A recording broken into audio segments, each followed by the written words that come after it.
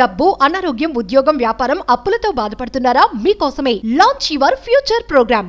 సహస్రాని వాళ్ళ parents Kukatpally police station దగ్గర road మీద ధర్నాకు దిగారు. ఎలా అయితే తమ బిడ్డని వాడు చంపాడో అదే రకంగా వాడిని కూడా చంపాలి, అప్పుడే మాకు న్యాయం జరుగుతుంది, పోలీసులు మాకు న్యాయం చేయట్లేదు అంటూ వాళ్ళు ధర్నాకు దిగినటువంటి పరిస్థితి. మొత్తం అందరూ రోడ్డు మీద కూర్చున్నారు.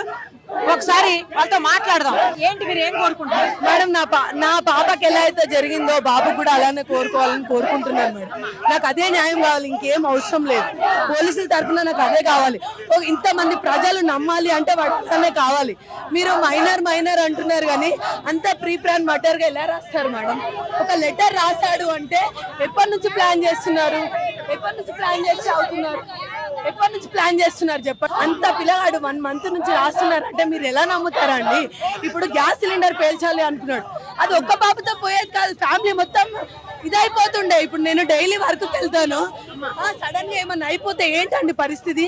అంత చేయాలనుకున్నవన్నీ ఎందుకు వదిలేస్తారు చెప్పండి మేడం? బాబుని చంపితేనే న్యాయం జరిగినట్టు, నాకు అప్పటిదాకా న్యాయం జరిగినట్టు కాదు కాదు కాదు కాదు. అంత కారణంగా ఎందుకు చంపాలి నా బిడ్డని?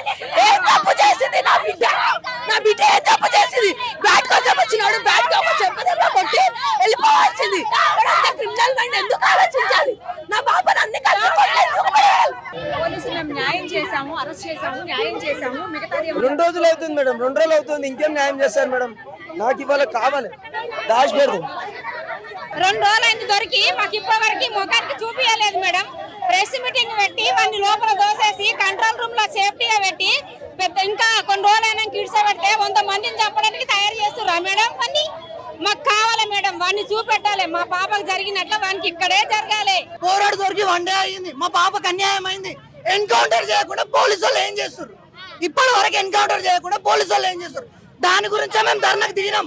అసలు అంత పాపం చేసేవాడు కోర్టులో అవన్నీ అంటే న్యాయం కాదు మేడం, అస్సలు కాదు. వానికి 4 నెలలు చేస్తారు, వదిలేస్తారు, అంత కాని పని. 1 day ఇచ్చినా కూడా వాడిని ఎన్కౌంటర్ చేయకుండా ఇప్పటి వరకు ఏం చేస్తారు అని పట్టుకొని తిండి పెట్టి వాడు మైనర్ అంటారు. మైనర్ వాడు ఓన్లీ మైనర్, వయసుకు మాత్రమే మైనర్. వాని తెలివి, వాని ప్లానింగ్ అన్నిటికీ కూడా వాడు ఎంత పెద్ద క్రిమినల్ ఉన్నాడు. వాడు మైనరే కాదు మేడం, వాడు మైనరే కాదు. వాడి తెలివి లాంటిది. ఇప్పుడు బయటకు వచ్చినాక ఇంకా వేరే పాపకు అవుతుంది, ఏం చేస్తారు అప్పుడు? జస్టిస్ మేడం, అంతే. పాపకు చేసిన వాడికి ఖచ్చితంగా ఉరిశిక్ష పడాలి, అది కూడా మా ముందే జరగాలి. ఇప్పటి వరకు మాకు ఒక్కసారి చూపించలేరు అని.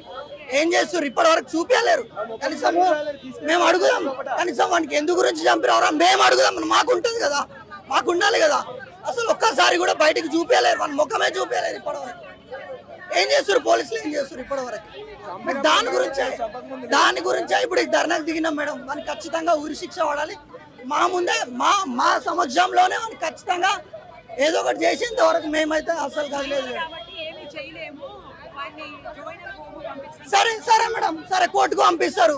నెక్స్ట్ 4 months తర్వాత వదిలేస్తారు. తర్వాత ఇంకోటి చేస్తారని ఎవరికి తెలుసు? చనిపోయినాక ఇప్పుడు మా అక్క ఉంది, మా అక్కలాగా ఇంకో అక్క కావద్దు కదా.